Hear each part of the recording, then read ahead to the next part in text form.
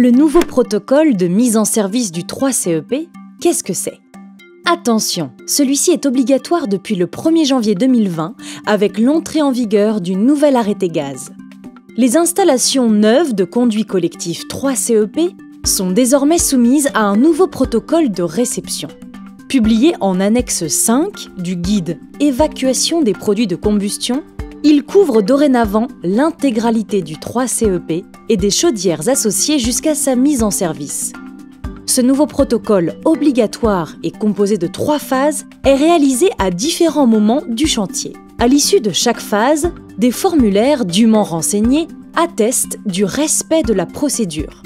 Avant d'engager les travaux, le maître d'ouvrage doit désigner une personne responsable du respect des dispositions du protocole, de l'exhaustivité des données renseignées au sein des 3 formulaires ainsi que de leur pertinence.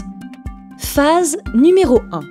Le protocole débute après montage du conduit collectif et avant raccordement des appareils. Une des nouvelles étapes est de vérifier le dimensionnement et la mise en œuvre du conduit collectif. Le test d'étanchéité par essai fumigène est conservé.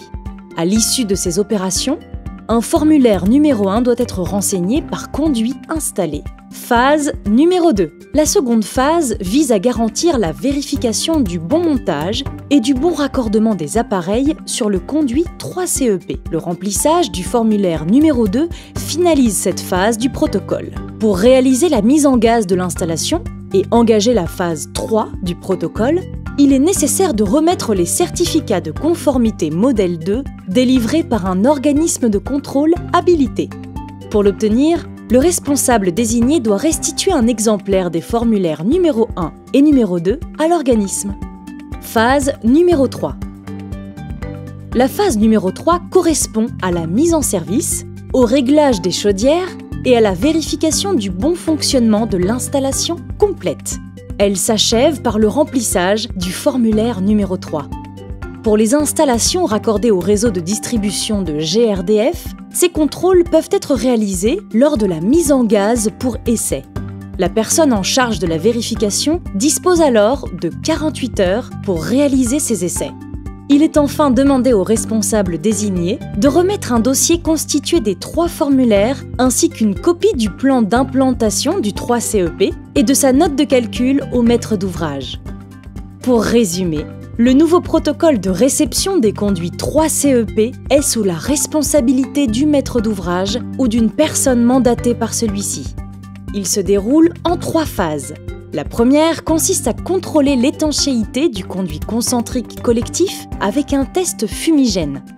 La seconde phase vise à vérifier le raccordement des chaudières à celui-ci et la dernière phase permet de valider le fonctionnement complet du dispositif et des appareils.